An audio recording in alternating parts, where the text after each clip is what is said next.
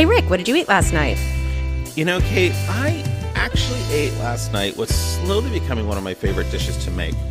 It's a ricotta and rosemary bread pudding by my boyfriend who lives in London, Odolenge. Do you know him? Mm-hmm. Yeah. I have made this dish. This is now my third time. It's by far a very popular hit. It's basically a bread pudding made with sourdough bread. So you get the sourdough, you leave it out for a day before so it gets nice and crusty. And then you basically mix milk, cream, double cream, rosemary stalks, an onion, and a little nutmeg. You mix all that together. You just let it simmer so all the flavors come together. You simmer it. You cook it. You simmer it very slowly. Let all the flavors come together. And then when it's been on the stove for like 10 minutes, you let it cool and you strain it. So you have this sort of milk that's really well infused. And then meanwhile, in another bowl, you've mixed ricotta cheese, Parmesan cheese, chopped rosemary, and chives. You've mixed all that up. That sounds delicious. Yeah, it's pretty heavenly. And then you spread that over one side of all the sourdough bread. And you set that aside. And then that custardy thing that you made, the milk and cream mixture you made, you combine that with eggs, whisk it all together. And then you basically put those sourdoughs with the ricotta and cheese spread in a little pan. And then you just pour this cream mixture on top of it. And you let it soak for about an hour and a half. Every 20 minutes or so, you keep pressing the bread down so it gets flat. Do you use the bread slices whole or do you cut them up? Whole. Really? That's unusual for bread pudding. Right? So you keep pressing them down. It's more of a French toast almost. Wow. So you keep pressing it down so it just gets soaked over time. And then what I forgot to say, what you put at the bottom of the dish is basically blanched parsnips or turnips. What was it? Turnips. So you slice turnips really thinly. You blanch them for 2 minutes. You let them cool. You line the bottom of the dish with them. Then you put all that bread on top, then the sauce. And you just keep pressing down for an hour and a half. And then you bake it for like 55 minutes until all the liquid is gone. And it is so heavenly. When it comes out of the oven, you brush it with olive oil. And it looks beautiful. Oh, my God. And do the pieces stay intact? Or when you cut into it, do you break the pieces with your spoon as you serve it? You know what I mean? Normally what's interesting is I would break it with a spoon. But I had friends over for dinner last night, and Kathy was serving it, and Kathy cut it with a knife. So it looked like little, almost like pieces of lasagna, and then you could see all the different layers of everything. It was really wonderful. But you're not aiming to serve one slice of bread. You're still dishing it out as though you just basically don't have to go to the trouble of cutting up the bread, but you still end up serving it like that. That sounds freaking amazing. It really was. And when I coated after it came out of the oven, because you cook it for 20 minutes with foil on, 30 minutes with foil off so it gets brown, and then you cover it with olive oil so it's glistening. It's one of the few things that I feel like, oh, that looks like it's restaurant quality when it comes out. I'm like, I made something they'd serve in a restaurant. It's really so heavenly, so savory. Just loved it. Loved it. How about you? What did you eat? I had really great ramen. Wait a minute. Wait, what? Ramen? Yes, Who has ramen. Ramen, which I did not make myself. There's a new ramen in town, in my neighborhood called Gyoku, and it's a sister restaurant of two other really successful Chicago ramen places. And I hadn't been able to get in yet because it's super popular and really small. Oh, wow. Yeah, and it's only got a few tables, and it's they don't take reservations, so, you know. So it's a project. Yeah, it's a project. So we're like, okay, we have to go early or late. And so we went late, and it was so good. So we were sitting at the bar, and the bartender is also the manager named Stella, and she was so awesome. And so I had a delicious variant of an old fashioned that involved a plum whiskey, which was really great, and other things I can't remember. But she was explaining to me that ume means plum, and a lot of things there have ume something. So it was a delicious cocktail. And then I had the classic tonkatsu ramen, which is, I believe, like the classic ramen. And it's made with a pork broth, which is creamy. And I always wondered what made it creamy. And it turns out what makes it creamy is the magic of pork. So Really? they just simmer pork and pork bones for a really, really long time, and all of the collagen gets released, and it creates this creamy texture. Oh, that makes sense. and it's really savory. And then there's some spices involved, which I'm not allowed to know about. And they're proprietary. Stella claims even she's not allowed to know, but I'm whatever. But I wouldn't expect them to tell me their seasonings. When you say classic ramen, are we talking, does classic refer to the broth or perhaps the noodle? No, I believe that this particular ramen dish, which is called tonkatsu ramen, which I'm explaining the whole of to you, is, I believe, like the original ramen. Okay. So it's the foundation of ramen is always broth, and then you just put shit in there. Wow. And what's typically in there is noodles, of course, and in this case, egg noodles, little thin ones. They're not always thin, but there's always some kind of noodles involved. And then it has these, in this case, it had thin slices of, I'm not going to get the correct Japanese names on these, but something pork that was a Berkshire pig, which are the happy pigs, and it was cooked beautifully. And it's one of those dishes that follows a lot of the guidelines. It's meat on the side. Like, there's a little meat in there, and there's this beautiful pork broth, but there's not a lot of meat. It was a couple ounces at most, you know? Mm-hmm. It's super tasty. And then it has scallions and something like bamboo shoots and sesame seeds. And it's supposed to have black mushrooms, which I left off, and got crispy fried garlic instead, which is amazing. And it comes with an egg that, again, has a name. It's a particular way of cooking the egg where it's sort of like soft boiled. It's a half of an egg that has the white is cooked like a hard-boiled egg, but then the yolk is still in some way soft. And that seems to vary from restaurant to restaurant. But it was delicious and sort of magically prepared. And it was spectacular. I loved it. And you're supposed to, you eat the noodles with chopsticks and you slurp them up, and you're supposed to pick the bowl up and drink from it. Nice. And it's really fun to eat. And it's got different components and different flavors and different textures. And I really love it. And Brad got a different one that was made with a chicken and dashi broth, which I liked less because the dashi is seaweed based. So it has that oceanic flavor, which I don't care for, as you know. And it had chicken and pork in it and some bok choy and some other stuff also. So it was also tasty, but I definitely, when I go back, I wanted that again the next day. You know what really? I mean? It was that good. Yeah. That sounds simply amazing. Yeah. It was really, really great. If I came out and went with you, would there be any options for me in ramen nowadays? So here's the thing. Normally, no. Ergo, my problem with ramen.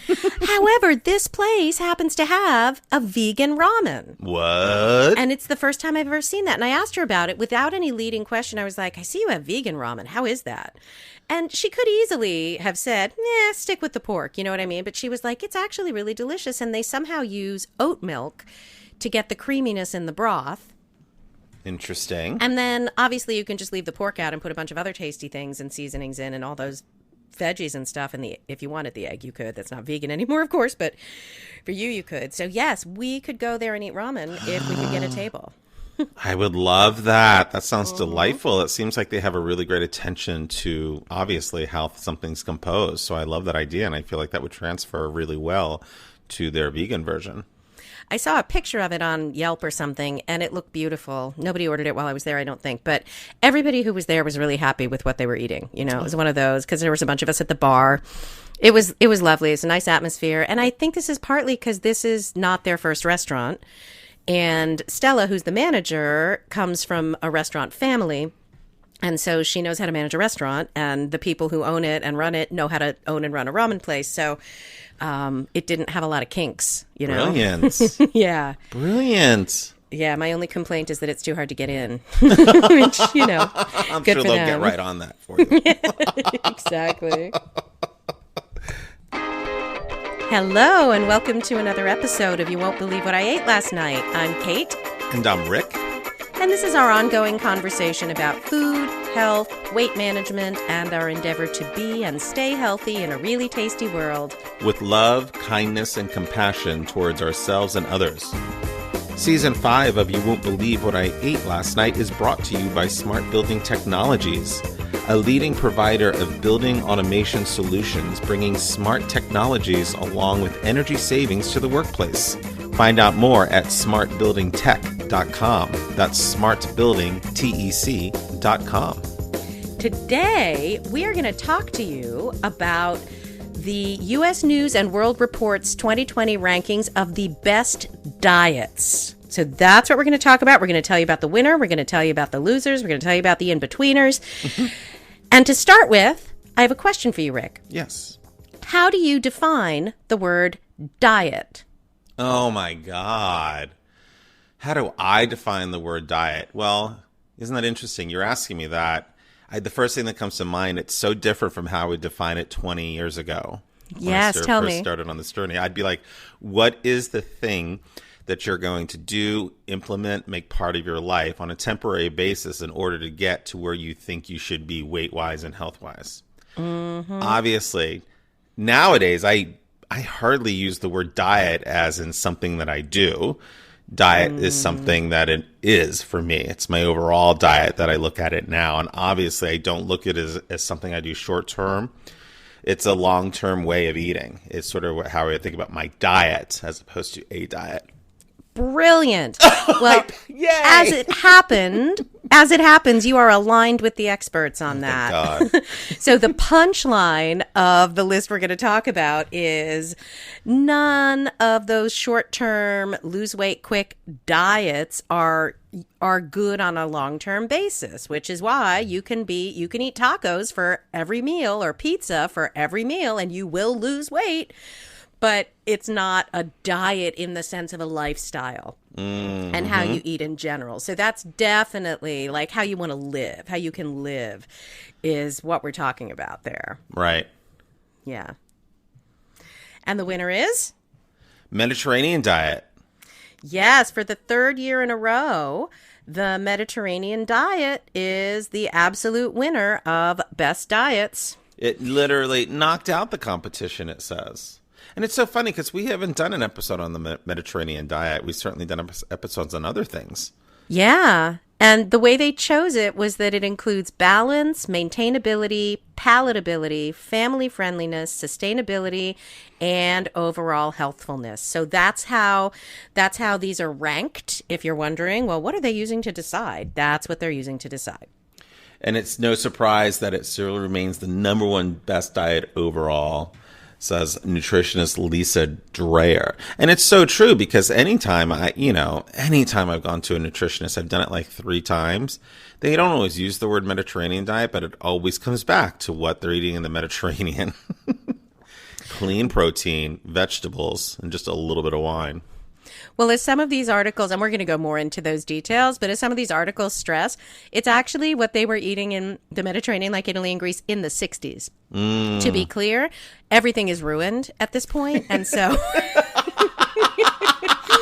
it's not necessarily what everyone is still eating, but it's what they were eating then. And there's just constant articles. There was just a couple of days ago, there was another article that came out about how the Mediterranean diet alters the gut microbiome and contributes to longevity and cognitive. It helps stave off Alzheimer's and stuff. And I also feel a lot of time when you sort of see CNN or these news stations do these reports about where people in the world are living the longest, there's always some big element of a Mediterranean diet. That's the simple, plant-based, mostly diet with a little bit of fish, perhaps, that keeps them going. Unfortunately, it's a lot of fish. The fish is a staple. It's that's the thing that bums me out about it. So I can never properly eat it. But it's really apparently you have to eat it the study that I just saw was that if you eat it for an entire year, it will alter the microbiome enough that it will affect aging. And it inhibits the production of inflammatory chemicals that can lead to the loss of cognitive function and prevent development of chronic diseases like diabetes, cancer, and heart disease. So it's really quite extraordinary. And I learned the word inflammaging. What's inflammaging? When your age is being inflamed? Age-related yeah, when someone's burning you about your age. Age-related inflammatory process, which is what leads to things like cancer, neurologic disorder, and other diseases. So apparently it took a full year for these benefits to really kick in. So that's also interesting. Like when we're often like, well, it says it does this, but how long do you have to eat it for that to happen? Turns out a year. says meals from the sunny Mediterranean have been linked to stronger bones, a healthier heart, a lower risk of dementia and breast cancer, and longer life, along with reduced risk of diabetes and high blood pressure. Yeah. Focuses on the omega-3 rich fish and olive oil. And I had to say, every time I feel like I eat the Mediterranean diet is primarily when I eat out. I love it so much, and I often think what I wouldn't give for someone to be in my home preparing this type of food for me all the time, because I actually could eat it far more than I do, but it's so much work. Is it? Yeah, I feel like you actually cook a lot like this. I do. I agree. It's just still a lot of work. And last night I made a piece of fish. I've cooked fish a lot. I totally ruined it. It was just dry, bland, and tasteless. And bummer. I kept putting it in my mouth. I'm like, ugh. And because I had friends over last night, and so I kept putting it in my mouth. I'm like, this is tasteless. And no one said anything. When people stop responding to you, they agree. They were just being kind and not being like, yeah, Rick, the fish was really terrible. Yeah. And I'm like, I ruined another piece of fish. And I was on it, too. I thought I was monitoring it well. That's frustrating. So I can do everything in this except the seafood, but since that's such a big chunk of it and a big chunk of the protein, I can't fully do it. But I could certainly do the rest of it. So more fruits and vegetables, 7 to 10 servings a day of fruits and vegetables, my friend. Whole grains, which I love. We've done a recent episode on grains and how much we love them. Olive oil apparently is a huge thing, and there have been a lot of studies about olive oil and how great it is. So that's a good reminder. I forget that olive oil is, I sort of have been experimenting with other oils more lately, and I use grapeseed and coconut and other stuff. But olive oil, that's the one that sits out. Yeah. And do you feel like when you use those olive oils, to what degree do you notice the difference? And when do you notice a difference when you're using like a sesame or a grape? In the flavor or in how I feel? In the flavor. Oh, I notice a difference in flavor. Do you? I only notice it really with sesame, I would say. Well, I can taste coconut in coconut oil.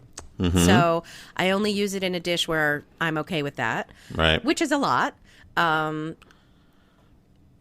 oil has zero flavor. And I didn't really register how much olive oil has flavor until I was like, oh, this is without olive oil. It really does impart flavor into the dish. And I probably could invest in a second olive oil that was I use extra virgin, fancy, expensive olive oil. They have just regular virgin olive oil, which would be similar in terms of health benefits and is less fruity, is less intensely flavored. Right. So I haven't explored that much. Yeah. Okay. And I'm just so used to it. It's what I've grown up using that it's hard to pick it out in terms of what things taste like. Yeah. But I notice when it's absent. And I was thinking of I was just thinking about my diet and how much I've loved to become a connoisseur of olive oils. It was so different from where I was years ago. And obviously I know like 10, 15 years ago, we didn't have the choices of olive oils that we have now. But to really sort of experiment and maybe to go into one of those olive oil shops that are very trendy right now, it's really fun. Did we go into that one in my neighborhood before? I feel like we did, yeah. They have the alcohols and then they have the olive oils and the vinegars. Yeah.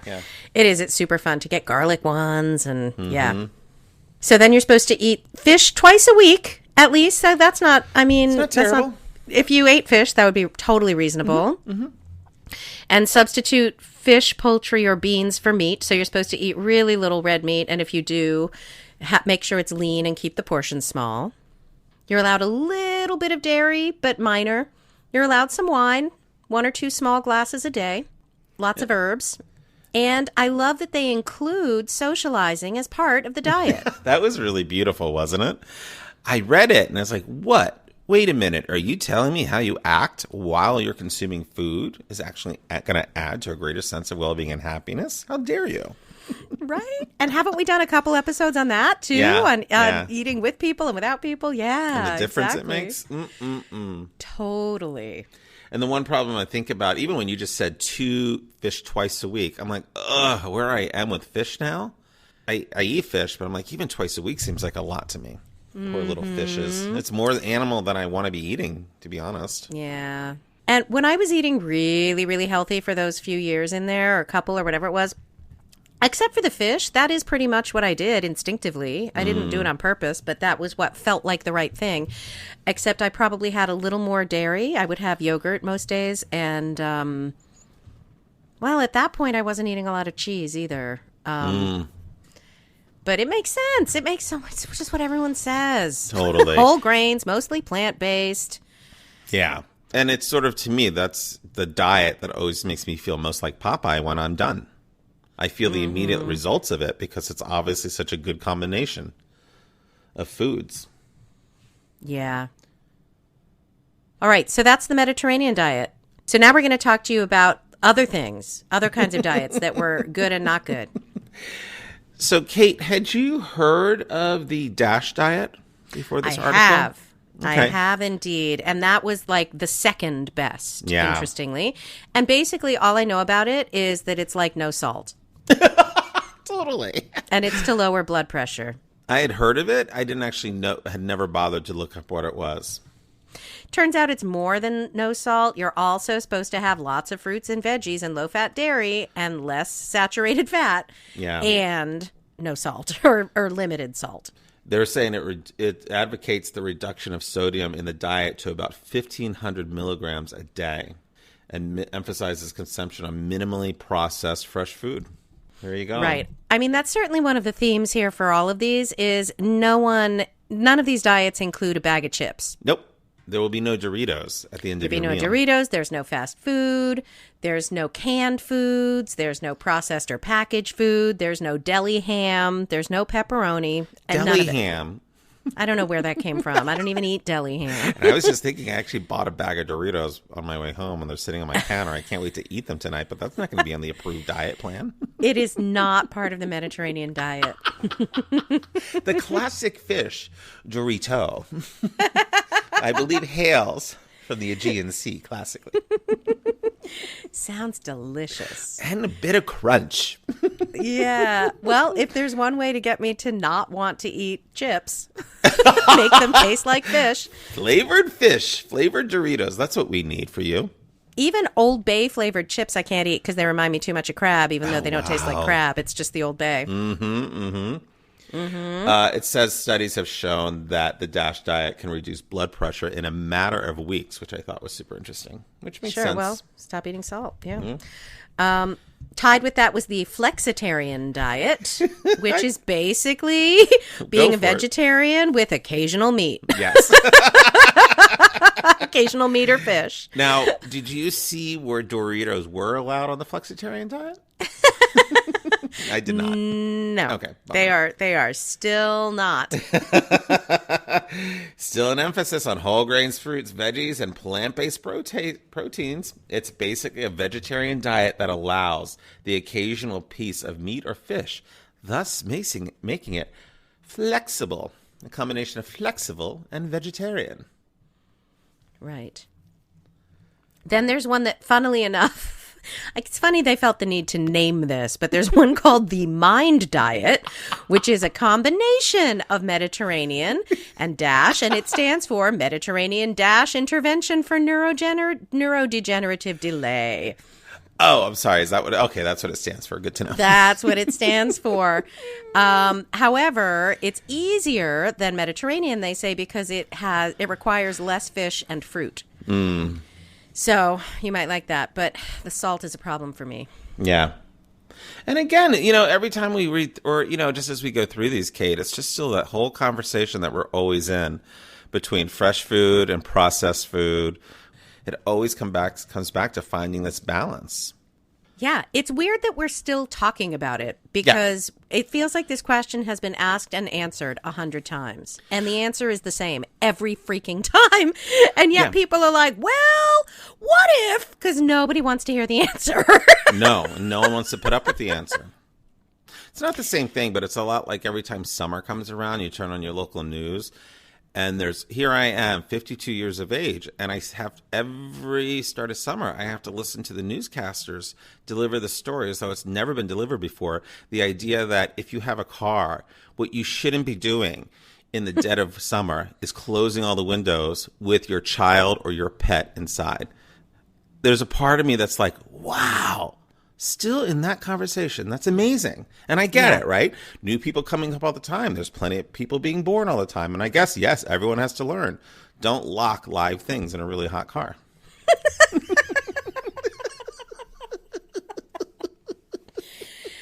You heard it here first, people.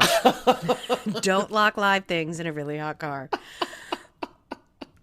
All right, so fourth on the list of best diet is WW, which is the new branding for good old-fashioned Weight Watchers. If only I knew who was running Weight Watchers right now. If only I knew. You say that as though, obviously, we know, and I don't. Who's running Weight Watchers? Oprah. She's running it? Yeah, didn't she? She bought stock in it, and she's the spokesperson for it now. She's the one. I knew she was the spokesperson, but I didn't know she was running it. Yeah, she bought a couple years ago when she first came out as a spokesperson. She had invested heavily in a purchase of the company. Well, good for her. And it always has been and clearly remains an excellent system. Yeah. And I think it's a really great system. And it's well within her brand, right? It works for her. It's the only one that I haven't sort of considered that I would consider looking into. Because back in the day when I did it, it was a whole different ball of wax. And now it's different. And I wonder if it would appeal to me because there are certain rules that I don't mind following. Right. And I would have to check it out to see if this was in that category of rules that I'm happy to follow. Mm-hmm. Okay. But what was interesting about it is that it was fourth in the best diet category, but it was first in best weight loss. So they differentiated between best overall diet and best overall diet if you're trying to lose weight. So if you're trying to lose weight, they said Weight Watchers is actually the best plan. So that was interesting. And it's with all of their rebranding, they have a large focus for men now within their platform of WW, which is helpful. Right. And part of it is just calling it WW, right? Like it's when erectile dysfunction became ED. Yeah, totally. And you know what's Now really it's good WW. about really considering men? I mean, it's just so nice, Kate, to finally have something be about men and health in our culture. I couldn't even get that out with a straight face. I know. I couldn't help you either. Sorry. Yeah. Thank God. Thank God there's finally some attention being paid to men in terms of medicine and health. Finally. Thank God. Maybe they'll start doing some research on men's health as well. We can only pray. We can hope and pray. Hope and pray. Hashtag blessed. So they also say that the keto diet came in next to last in the ranking of 35 diets. This is just ahead of the obscure Dukan diet. Do you know the Dukan diet? I have never heard. It sounds like a joke, doesn't it? It does. Dukan do that. Dukan. Never heard of it in my life. Yeah. Both. Do you know what it is? Yeah, I did, unfortunately. I looked it up. The diet is based on the theory that counting calories isn't the key to weight loss. Protein is. It's a weight loss powerhouse. It's filling, takes time and work to digest, and has very few calories for each gram of food compared to carbo-heavy foods. It's about limiting carbs. By following the Dukan diet, it's claimed you can lose up to 10 pounds within the first week and continue to lose 2 to 4 pounds a week after that until you've reached your goal. It's a high-protein diet. It's another high-protein, low-carb diet. Yeah. We keep seeing them. There's millions of them, Yeah, right? Isn't exactly. that what Atkins even was? And what was paleo? Is that? No. Yes, paleo is that, right? No grains. No. Yeah, And yeah. what was the big one like 15 years ago? Atkins, I think. Atkins was really huge, yeah. It used to be like piles of bacon.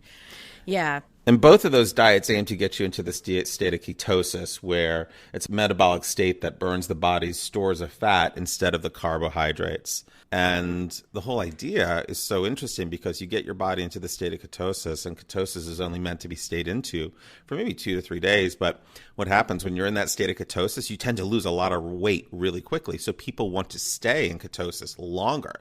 But most healthy plans will only want to keep you in ketosis for such a short time. But people, because they want to keep going for it, try to stay into it longer and longer, and it's ultimately not very good on the system. I first learned of the ketosis years ago. There's this book called Lean Bodies by Cliff Sheets. I remember me and my friend Megan Richardson from college. Yeah. We would meet together weekly, and we'd go through that book, and we'd work it. And it worked. And that's when you got into ketosis. You got little ketosis strips that you had to pee on to see if you were in ketosis or not, so you could monitor it. And he only wanted you in that area range for about 2 to 3 days. Then you had to come out of it. So it's this constant state of going back in and out of ketosis. It's a lot of work. I know that the intermittent fasting also goes into ketosis. And I remember Star, when she was explaining that to me, talking about ketosis, and I'm not so sure about it having to necessarily be temporary, but that one didn't do it in a weird way. It did it through fasting, which is something we're going to have to look into at another time. Yeah. That's interesting. So the problem apparently is that you have to restrict carbs to a level that nutritionists think are unhealthy and, more importantly, completely unsustainable. There's that word again. Yeah, and this is what I have always thought. Any quote diet that causes you to cut out an entire category of things like grains cannot be what we're meant to do. Yeah, that's not awesome. And a lot of the proteins have tons of fats and bad fats, and you're allowed to eat things like literally bacon and sausage on keto, and that seems sort of nuts. But it can be a great jump start to weight loss, as we know, as can literally 5,000 other things. You know what you just made me think of? Your old girlfriend, Star Jones. Oh, my God. From The View. Remember Star Jones? I forgot all about Star Jones. Remember when she'd have a very serious topic to discuss and she'd haul someone over to like 2 chairs on the side and it'd be called like Star Chat. It was very intimate, very quiet, about this. away from the group. But I bring this up because I remember they were talking about Atkins on that show, and all Star did is make this huge, vast generalization that all you do is eat bacon all day. I'm like, that's not all you do. That's really not it. There's also grapefruit. No, you can't have grapefruit on Atkins. Yeah, and you can have some vegetables, but they're super limited. And I just remember thinking, you are such an alarmist, Star Jones. You were then, and you probably are now. Right. It's one thing for us. We're more informed on a podcast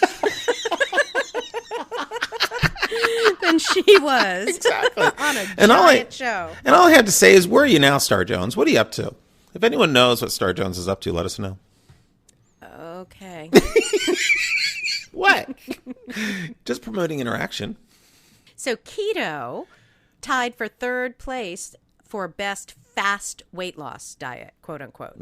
So that is the sort of good thing. So about it. So it can be helpful for short term for fast weight loss, which is another topic, which is in fact the next topic. 2nd place went to Optavia. Have you heard of Octavia? Well, no, but it used to be called Medifast, which I have heard of. Okay.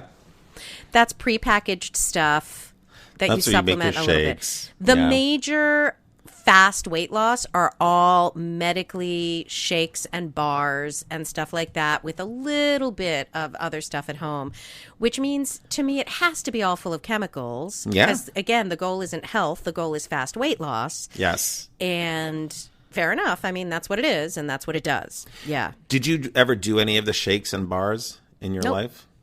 No, because I always thought it was not. Yes. It was. I figured it wasn't sustainable, so I didn't really see the point. Did you know I went through an Herbalife phase? Oh, my God. That's like someone asking someone if they know they do CrossFit. Yes, I do remember the Herbalife phase. I was one of those people. You had a bumper sticker. I did. You had merch. I had merch. I was like, my bumper sticker said, ask me how to lose weight on my little green 2-door Toyota Tercel. I loved that Tercel. Driving around D.C., tearing shit up. And how did you like Herbalife?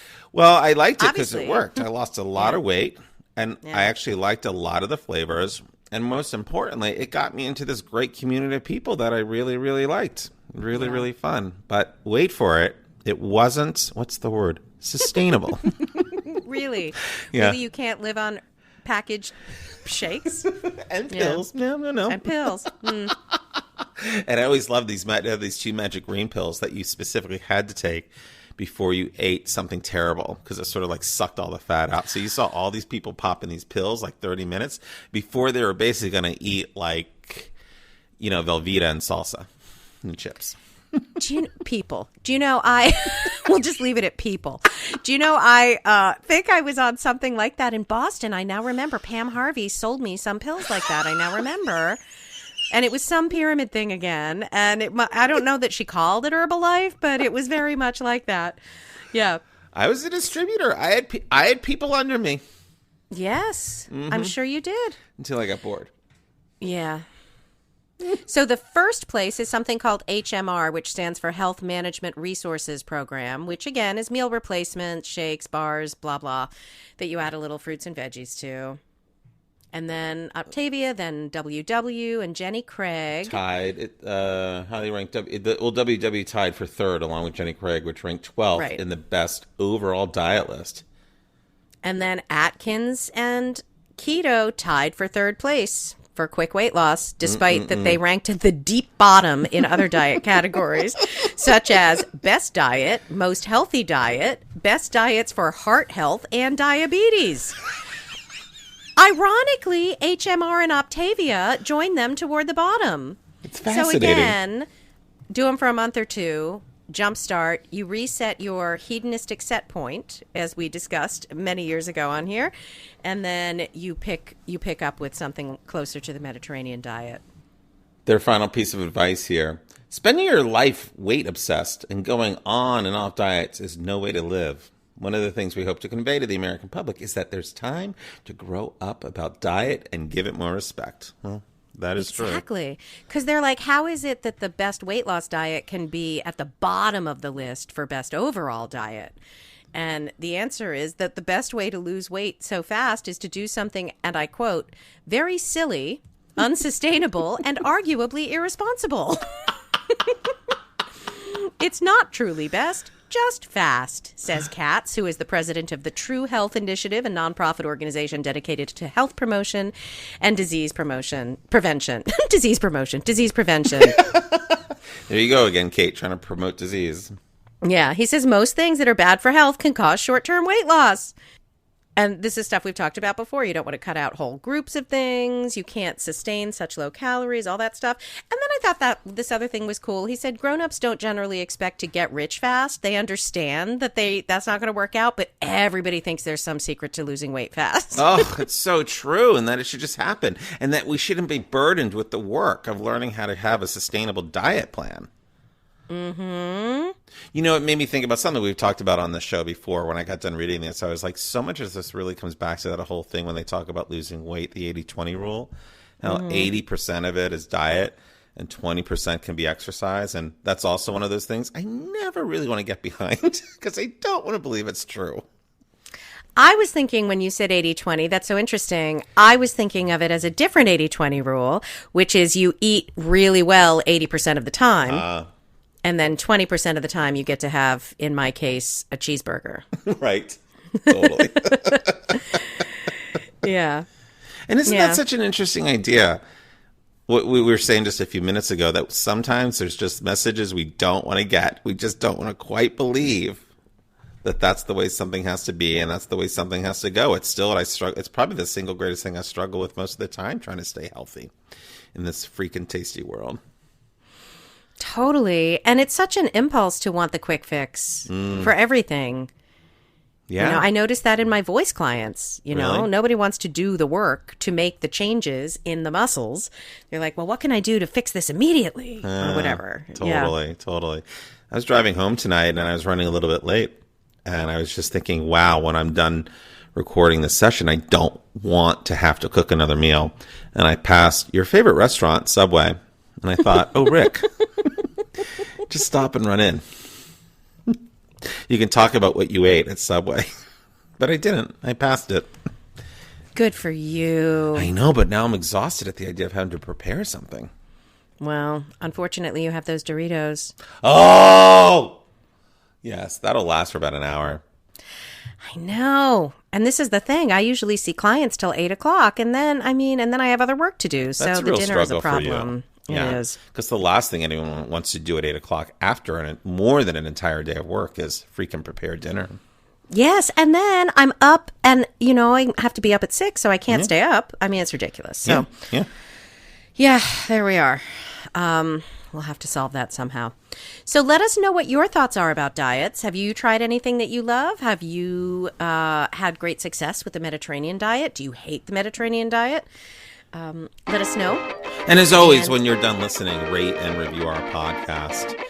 Tell us what you like, don't like, give us some stars. That would be really great. It's really beneficial for having other people find us. And as always, follow us on social media, Facebook, Instagram, our website, You Won't Believe What I Ate, last night. And you can send us an email at youwon'tbelievewhatIate@gmail.com. Thanks for listening.